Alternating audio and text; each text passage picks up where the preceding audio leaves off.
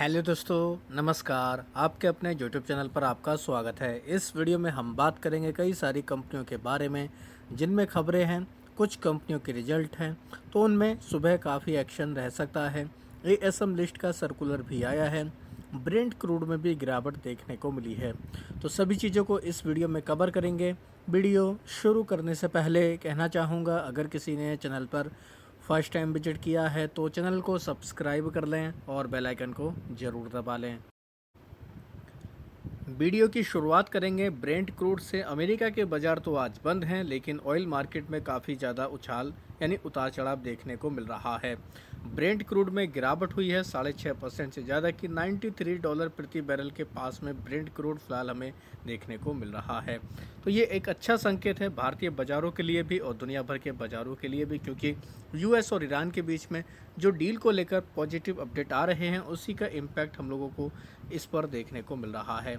Gift Nifty भी देखें तो ये भी हम लोग को पॉजिटिव ही देखने को मिल रहा है, जो कह सकते हैं पॉजिटिव बाजार ओपनिंग के संकेत देखने को मिल सकते हैं।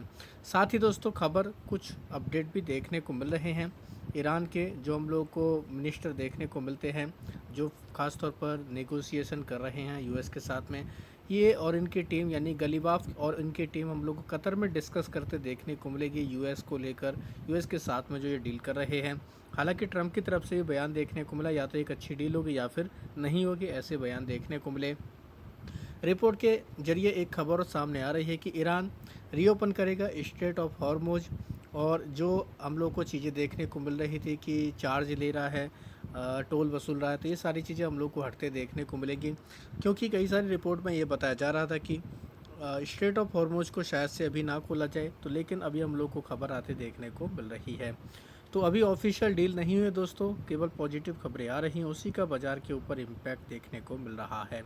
अब बात करेंगे कई सारी कंपनियों के बारे में जिनमें खबरें हैं, खबरों के दम पर उनमें एक्शन देखने को मिलेगा। भारत इलेक्ट्रॉनिक्स यानी बीईएल, इसके ऊपर नज़र रख सकते हैं। कंपनी को 608 करोड़ का ऑर्डर मिला है। इस ऑर्डर के जरिए कंपनी को कम्युनिकेशन इक्विपमेंट, साथ ही information fusion centre, coastal surveillance radar system, इसको लेकर दोस्तों कंपनी को ये सप्लाई करना है। बात करेंगे आरबीएनएल के बारे में। आरबीएनएल के नतीजे हैं, नतीजे कमज़ोर रहे। नेट प्रॉफिट 59% गिरकर 187 करोड़ रहा। रेवेन्यू में हालांकि 4% की ग्रोथ रही है। इस बार कंपनी ने 6,695 करोड़ का रेवेन्यू रिपोर्ट किया है। तो ओवरऑल कह सकते हैं नतीजे कमज़ोर ही देखने को मिले हैं, तो आरबीएनएल इस वजह से फोकस में रहेगी। कॉनकोर की बात करेंगे, ये भी रेलवे सेक्टर से जुड़ी हुई कंपनी है। इसके भी नतीजे देखने को मिले, इसके भी नंबर थोड़े से कमज़ोर आते देखने को मिले, तो इसके ऊपर भी चाहें तो आप नज़र बनाकर चल सकते हैं। हिटाची एनर्जी इंडिया की बात करेंगे, इस कंपनी के नतीजे हर पैरामीटर के हिसाब से काफ़ी तोड़फोड़ नतीजे देखने को मिले हैं। कंपनी ने जो इस बार के नंबर रिपोर्ट किए उसमें पैट 80% तक बढ़कर आते देखने को मिला, जबकि अनुमान 70-75% के आसपास का था। तो अनुमान से बेहतर रिपोर्ट किया है। हालांकि कंपनी ऑलरेडी काफ़ी शानदार परफॉर्मेंस दिखा चुकी है, लगातार इसमें तेज़ी का माहौल देखने को मिलता है। तो हिटाची एनर्जी इंडिया में ज़बरदस्त नतीजे देखने को मिले, रेवेन्यू में भी काफ़ी ज़बरदस्त उछाल देखने को मिला। साथ ही कंपनी ने 2000 करोड़ के इन्वेस्टमेंट प्लान को भी मंजूरी दे दी है। तो ये कंपनी काफ़ी ज़्यादा हम लोग को सुबह बाज़ार में फोकस में देखने को मिल जाएगी, तो इसके ऊपर चाहें तो आप ज़रूर नज़र बनाकर चल सकते हैं। पेटीएम की बात करेंगे, पेटीएम में खबर है पेटीएम इन्वेस्ट करेगा 9 मिलियन यूरो। इनकी जो यूरोप की आर्म कंपनी देखने को मिलती है, वहाँ पर ही हम लोग को ट्रांजैक्शन देखने को मिलने वाला है। Aditya Birla fashion and retail की बात करेंगे, यानी कि ABFRL की बात करेंगे। कंपनी ने नंबर रिपोर्ट किए, इस बार कंपनी ने लॉस रिपोर्ट किया है। ABFRL में देखें तो 148 करोड़ का लॉस देखने को मिला, जो पहले 16 करोड़ के आसपास था, यानी कि लॉस हम लोगों को बढ़कर आते देखने को मिला है। तो इसके ऊपर चाहे तो आप नज़र रख सकते हैं, ये कंपनी भी हम लोग को काफ़ी फोकस में देखने को मिलने वाली है। बात करेंगे NLC इंडिया के बारे में, ये कंपनी भी हम लोग को फोकस में देखने को मिलेगी। NLC इंडिया ने पार्टनरशिप की है NPCIL के साथ में। अब ये NPCIL क्या है दोस्तों, ये भी हम लोग को न्यूक्लियर पावर प्रोजेक्ट से जुड़ी हुई कंपनी देखने को मिलती है। तो इसके साथ में दोस्तों उन्होंने करार किया है जो न्यूक्लियर पावर प्रोजेक्ट को लेकर काम करेंगे, तो ये भी कहीं ना कहीं कह सकते हैं एक इम्पोर्टेंट अपडेट है। बात करेंगे दोस्तों ऑफिस स्पेस सॉल्यूशन के बारे में, इसके भी नतीजे हमें आते देखने को मिले। नंबर अगर देखें तो नंबर हमें ठीक ठाक देखने को मिले हैं। नेट पेट 4.25% तक बढ़कर आते देखने को मिला, 70 करोड़ के आसपास देखने को मिला है। कंपनी का आय यानी इनकम भी बढ़कर आते देखने को मिली। तो ओवरऑल कह सकते हैं ठीक ठाक नंबर कंपनी ने प्रेजेंट किए हैं।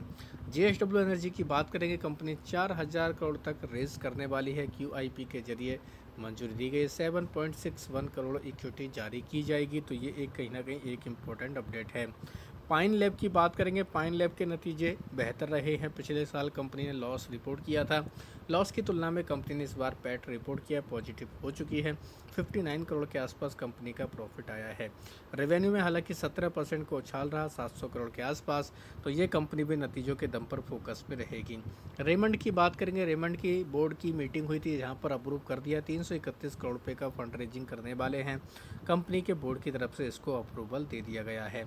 अमर राजा बैटरी की बात करेंगे, अमर राजा एनर्जी एंड मोबिलिटी, ये कंपनी भी फोकस में रहेगी। 94% तक कंपनी के पैट में उछाल देखने को मिला। अच्छे नंबर कंपनी की तरफ से प्रेजेंट किए जा रहे हैं। पिछले साल 162 करोड़ का पैट था, जो इस बार 314 करोड़ हुआ है। कंपनी का रेवेन्यू 16% तक बढ़कर आते देखने को मिला। कंपनी के मार्जिन दोस्तों हम लोगों को हालांकि एक तरीके से घटकर आते देखने को मिले हैं।